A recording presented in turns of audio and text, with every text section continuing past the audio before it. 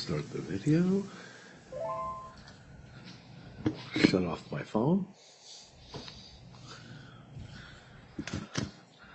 Okay. Oops. Bear with it. Let's see, gallery. Good morning, everyone. This is Judge Kaplan, and we are addressing today's calendar with the block buy matters. I'm hearing a little feedback. You got feedback? Let's see. Just bear with us while we test. The speaker's not supposed to be on, right? No. Yeah. All right, well, let's... Are you still hearing it? Slightly, but I assume all on remote. Can you all hear me? I see nodding heads. Hear you fine, Your Honor. Okay. It does seem a little feedback from the laptop here, but... From your laptop? Yeah.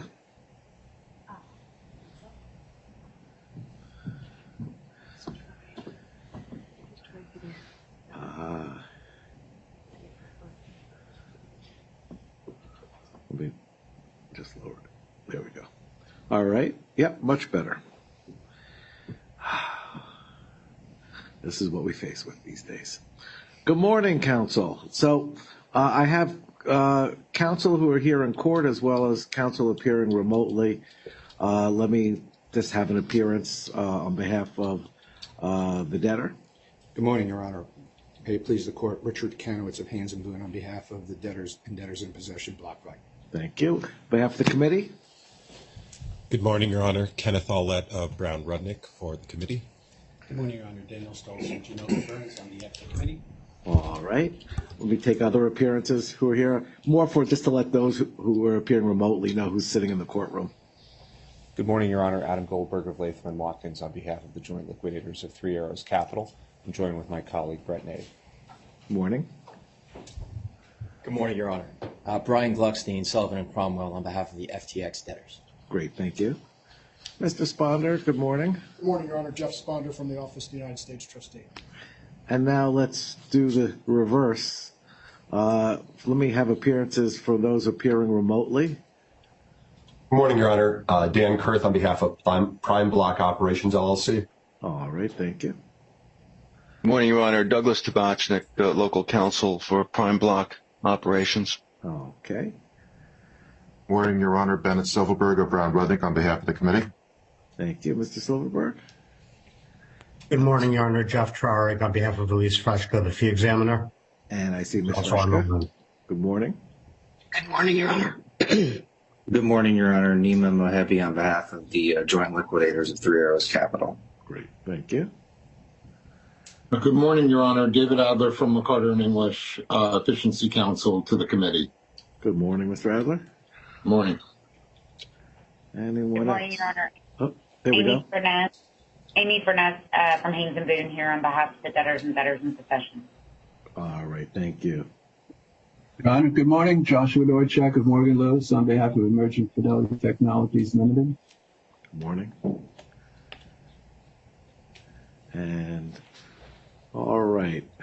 So, counsel, it's kind of look.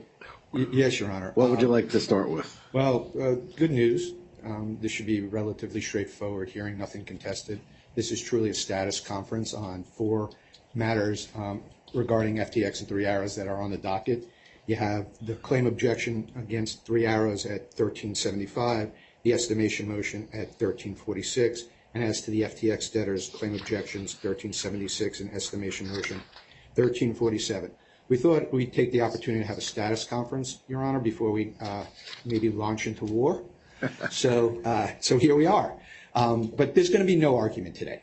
Today is really to answer any questions you have, as you saw a flurry of documents being filed, right, and to really map out for you in general terms. Again, nothing's hard, fast, and I'll explain as I go along, of where the debtors or the estate see us going over the next few weeks, few months. Confirmation is right around the corner.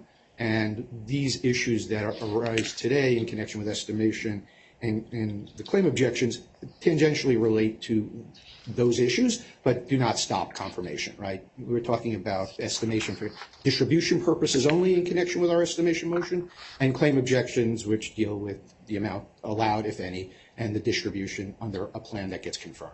So again, no oral argument today, but I thought it was really important to get in front of Your Honor before we go all out against one another. I appreciate that. It always helps, and I enjoy not having argument. We save that for, I think, for tomorrow. Before we go into the status conferences, and since we have the fee examiner and her counsel on, why don't we address, and it's always nicer to talk about fees, right, first? As long as they're approved.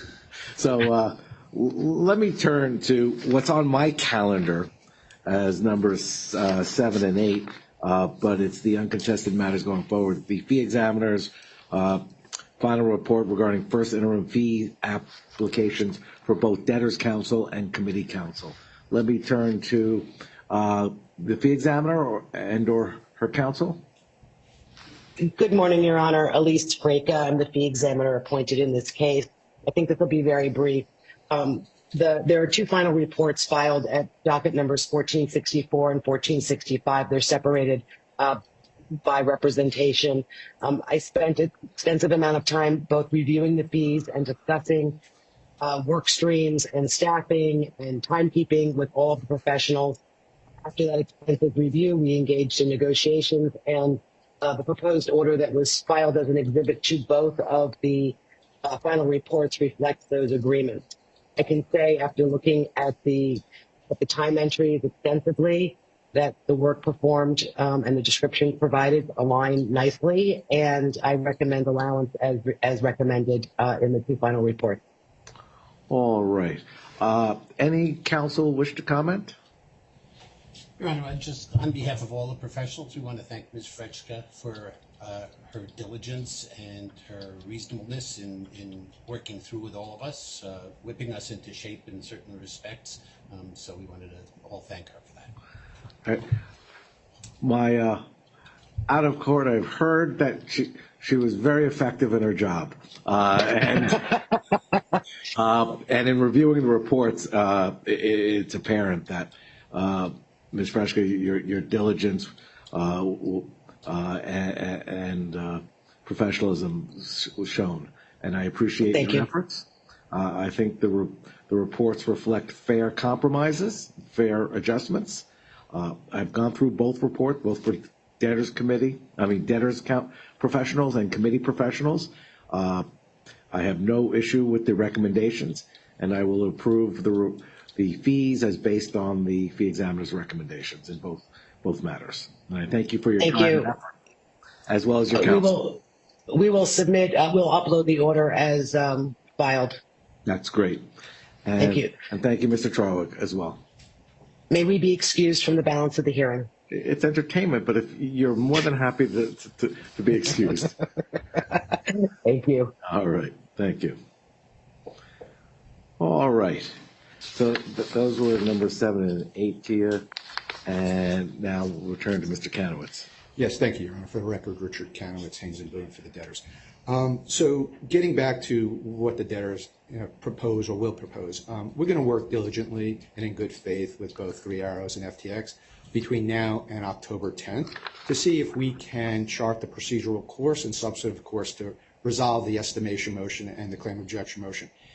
If we can't resolve it substantively, we're going to propose both a process to deal with the estimation motion as well as the claims objection as well as a time schedule, right? So what do I mean by process? Well, what type of hearing should we have? Should they be bifurcated legal issues first, factual issues second, a trial on estimation first, trial later on, and claims objection? All of those type of things are going to be in the mix. And the debtors, with, of course, the estate parties, the committee as well, will make a proposal. If the parties cannot agree on the process as well as the schedule, we're going to come before Your Honor on the 10th in written form and ask Your Honor to rule. These issues are very important to the estate, both estimation and claim objection, and we're going to put our energy towards that to try to see what can we get done consensually and what issues need Your Honor's attention if we can't. So that's what I anticipate between now and the 10th. There'll be another filing by the estate concerning, again, process and scheduling. Even if we make a deal on process and scheduling, we're still going to put something before Your Honor so you could really give us your input about how to move forward with these significant matters in the estate. The fact is, Your Honor, since we filed our estimation motion and claim objection, there has been discussion between the parties, and in fact, Three Arrows came forth with a number. We don't agree with it. They amended their claim, which will give rise to another claim objection, but at least we're getting somewhere. There's been movement. Likewise, FTX, a lot of discussion, a lot of talk. They came down from several $billion claims to, I believe now, is a $488 million claim for purposes of estimation. So again, moving forward, not there yet, but we're looking forward to having, again, productive discussions about how do we resolve it or how do we move forward. Also, in the interim, Three Arrows filed their motion to lift stay. It's returnable on the 10th. We will be opposing that as well. That must also get put into the fold. So you're going to have additional pleadings, i.e. the objection to the amended Three Arrows claim on a whole host of defenses and reasons, as well as opposition to the lift stay. So all of that ball of wax will be put in front of Your Honor, either to approve or to sort out on the 10th. At least that's the goal at this point in time. There were some concerns raised by parties outside of the claimants, to wit, the emergent debtors, and I made it clear in an email to them, and I'll make it clear on the record. We are not seeking to have a determination about what has been reserved concerning the emergent pledge and the Robinhood shares. That is clearly embodied in the stipulation that Your Honor approved, that Judge Dorsey approved, that the government is aware of, that the government has been working with the estate on those issues. So we're not going to use estimation motions or the claim objections to deal with the emergent pledge. It's just that simple. And in fact, on estimation, where we're seeking estimation for distribution purposes, a lien challenge, which is what emergent potentially has, is not even relevant. So we couldn't ask Your Honor to make a determination on a lien challenge for distribution purposes, especially where we do not have the collateral asset, rather the government seized it. And on that, Your Honor, I think you might have seen in the news, which is good for all parties who claim to have an interest, the government was able to do a buyback with Robinhood, and now there's $605 million there, subject to everybody's rights to assert priority or some other type of interest in there. Nice little bump up. Yeah, it's something to look forward to in terms of creditor distributions in one or more cases. So that's really where we're at. I don't have many more comments. If Your Honor would have any questions, happy to answer or cede the podium to anybody who would like to speak on these issues. But really, it's to table everything, see what we could work out consensually. If not, we'll be back in front of Your Honor on the 10th for some guidance. Well, let me thank you, Mr. Kanowitz, and I certainly will hear from any and all counsel. Two things of concern. And I'm pleased to hear that the parties are speaking and trying to work out a sensible approach to resolving the issues, or if not, at least narrowing the issues for the court to resolve. The question I have is it envisioned, and this could be addressed by other counsel as well, that these disputes will have an impact on the plan confirmation hearing going forward? In ours, no. I think I remarked at the beginning, they're related, because clearly when we're asking for estimation for distribution purposes, it's related to the plan, but that presupposes a confirmed plan. So none of the issues that arise from these claim objections or estimation are a block to confirmation. There are other objections that have been raised that we'll deal with in due course next week, but nothing as it rises from these pleadings. All right. At least that's my view. And from the limited amount I've read, because obviously you all have been working on it, and I just see what gets filed and try to glean the import of it. What I'm able to glean is part of this an issue as to which court is going to be addressing some of these issues, whether it's going to be Judge Dorsey or I? There are multiple jurisdiction and venue issues. Or maybe even another court. Yes, Your Honor, those issues have been raised and will be raised. Okay. I will urge the parties. I think I could speak for Judge Dorsey as well, that neither one of us want to have an arm wrestle over jurisdiction. It's always unseemly when courts are taking up opposing or forced to take opposing positions. So to the extent you all can come to a consensus, I think that would benefit both Chapter 11s that are proceeding as well as the insolvency proceeding outside of this country. So I just offer that for 2 cents, but I certainly want to hear from counsel. Sure, and that issue, not on for today. Right, exactly. I'll see the podium. Let me turn to committee. Mr. Ollett? Good morning, Your Honor. Kenneth Ollett of Brown Rudnick. The committee fully supports the debtors on these issues. This is perhaps the first hearing where we've been on the debtor side. We're pleased to be Nice to see you sitting together. And yes, we fully support everything that the debtors have said and done with respect to these claims and with respect to the discussions that they've been having with the other parties. Great, thank you. Let me turn to other counsel. Good morning, Your Honor. For the record, Adam Goldberg of Latham & Watkins on behalf of the joint liquidators of Three Arrows. Before addressing the issues of the status conference, if Your Honor would permit it, I'd just like to take a minute or two to give you the Three Arrows a story on our first appearance before you today. Absolutely. Thank you. Our case also presents a dueling debtor case, and so a little background may be helpful. But before I get into that, I would also like to mention for the court's benefit, we are in the process of retaining local counsel here in New Jersey, and I appreciate the opportunity to appear before you in person today with that in process. That's great. Thank you. Thank you, Your Honor. So Three Arrows Capital, it was an investment firm organized in the British Virgin Islands, the BVI, focused on cryptocurrency trading. It incurred billions of dollars of loans from a whole host of parties. One of the lenders to Three Arrows was BlockFi. That trading strategy began to unravel and collapsed over the course of 2022, culminating in the BVI liquidation proceeding that was filed on June 27, 2022.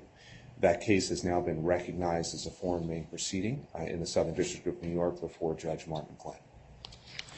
One of the key issues that has been facing our liquidation proceeding has been that the founders of Three Arrows essentially disappeared upon the filing of the liquidation.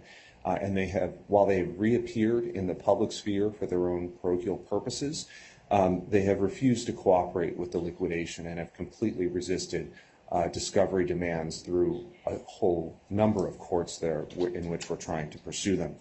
As a result, the Three Arrows liquidators have been scrambling from the get-go to identify and preserve assets that are very easily movable, to liquidate and realize the value of those assets in a highly volatile environment, and really completely rebuild from the ground up the books and records of Three Arrows. In that context, Your Honor, we've been engaged in a discovery process involving dozens and dozens of parties to attempt to rebuild those books and records. And that effort has then been ongoing with the debtors. We've been issuing discovery requests and working with them behind the scenes for a little over 2 months now. That process has enabled us to now begin pursuing avoidance actions under BVI law.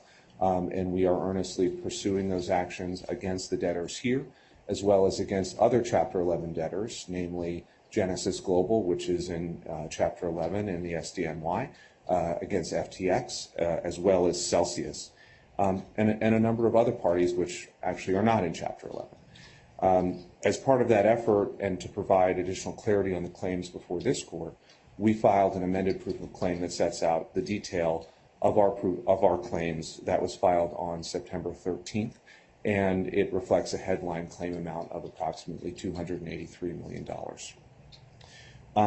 So our claim in this case is, from our perspective, one that involves common issues across an array of cases, as the Debtors Council mentioned, and that is why we filed our motion for relief from the stay that's before the court on October 10th. And in the meantime, Your Honor, I should also mention we have a motion for relief from stay pending in the Genesis Global Chapter 11 cases that is currently scheduled to be heard next week on September 26th as well. So that's our brief introduction for... Who's hearing Genesis case? That's Judge Sean Lane, Your Honor. Okay. So that's the context for our case, and I appreciate Mr. Canis's remarks. I think I largely agree with what he has framed. We look forward to working on how we can frame and perhaps even resolve these issues before the hearings, and we'll be working earnestly to do that. I appreciate the background. Thank you. Thank you, Your Honor. Sounds like all the judges should get together at the NCBJ and just try to bring order to this. Thank you, Your Honor. Good morning again. Brian Gluckstein, Sullivan Cromwell for the FTX debtors. I do echo Mr. Canowitz's comments. We are talking to the debtors about potential paths forward as far as both process. Your Honor hit the nail on the head. There are very important venue questions here from our perspective in these multi-debtor issue cases. We clearly understand and believe we have an obligation as the BlockFi debtors do to try to cut through those issues so that Your Honor does not have to adjudicate them and be put in that position. We have filed timely claims. We believe they're significant claims. We understand the estate has a different view. As we did say in our preliminary response to the motion filed before today, we have been working with our FAs, obtaining additional information, talking to the BlockFi debtors about the size of our preference claims into the estates here. Mr. Canowitz is correct. We have suggested that the totality of those claims for reserve purposes could be as low as around $488 million, which obviously significantly reduced from the claims we filed now that we have additional information. We do have questions, and there will be issues not before Your Honor today about whether estimation is appropriate in that context with the size of that claim, whether the debtor can satisfy its burden under Section 502C that undue delay would be incurred if we need to estimate these claims. They have, of course, filed a substantive claim objection to our claims. They have filed significant claims into the FTX estates, upwards of $1 billion worth of claims. I think at this point there's general agreement that the magnitude of the BlockFi claims into our estate are larger than the size of our claims into the estate here. And so that raises all sorts of issues when we have preference claims going effectively and other claims going in both directions. We, as I said, Your Honor, we do believe that the complicated questions around both venue and sequencing, how to adjudicate to the extent necessary the substantive issues are very complex. And we continue to have discussions with BlockFi Debtors Counsel about how to resolve them and paths forward that would either set reserves or in the context of potentially resolving some of these venue questions, perhaps even obviate the need. We will certainly over the next couple of weeks confer, in addition to those discussions with the debtors, on process and schedule to the extent that one or both of the substantive motions need to proceed in short order. And we look forward to trying to narrow the issues at least as much as possible between now and October 10th. Thank Great. you. Mr. Gluckstein, thank you. Thank you. Anyone else in court? Let me turn to any counsel appearing remotely if they wish to be heard. Mr. Dorchak? Your Honor, if we may, thank you. Joshua Dorchak of Morgan Lewis again on behalf of Emergent Fidelity Technologies. Just quickly to explain our objection, Your Honor, I was pleased to hear Mr. Canowitz say on the record that the debtors aren't going to ask Your Honor to just make any determinations that would be contrary to the stipulation in order that stay the litigation over the Robinhood assets. But just to be clear, the papers that were filed, the motion to estimate and the objection did do that. The stipulation and order say thou shalt not litigate ownership of the shares. The papers filed by BlockFi asked the court to estimate at zero on the principle that the BlockFi was the sole owner of the share. The stipulation and order say thou shalt not litigate the issue of liens over the Robinhood assets. The papers filed by BlockFi said judge estimate the claims at zero and deny the fraudulent transfer claims coming in because BlockFi has a valid lien on the Robinhood assets. So we had reason to object. If there's not going to be determination on those subjects, glad to hear it. But hope you, Your Honor, and the rest of the persons in the courtroom understand that the objection that we filed had a firm basis. Sure. No, I appreciate it, and I understand all the parties here are doing what they can to preserve their rights and try to reach a pathway to resolving some of the issues. Anyone else wish to be heard? All right. Your Honor, on behalf of Prime Block Operations, we are here for a continued initial status conference. We have been in discussion for resolution of an adversary claim with BlockFi. We've made a settlement offer. They've asked for additional materials to review it and respond to it. We've provided that. In the interim, we sort of ran out of time, so we filed our motion to dismiss and compel arbitration. Right. And there's a hearing date, I believe, of October 10th for that. We don't know if we might be seeking to continue that if settlement discussions continue to be fruitful, but right now we have those dates, and I don't know if there's anything else to report to the court at this point, given that if our motion is successful, this won't be heard before Your Honor, it will be in arbitration. I'm cognizant of the pending motion. Needless to say, I urge the parties to keep discussions going forward. As always, I offer the court's assistance where I can. I get myself in trouble when I do that because I run out of time, keeping all the balls in the air. But if I can, I certainly will assist. Otherwise, we're just going to move the pretrial to that date and keep everything for calendar purposes, and we'll see where you all go. Sounds good, Your Honor. All right. Thank you, Your Honor. All right, then. I think we've exhausted the matters. I don't have any additional questions. Mr. Sponder for the U.S. trustee, or did you have anything you wish to weigh in on?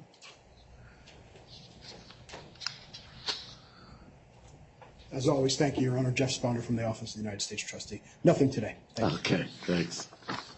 All right, then. I will say, I guess somewhat tongue-in-cheek, I look forward to seeing you all again. Some tomorrow, maybe others on next week. So, thank you.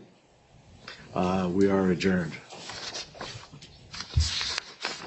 Thank you.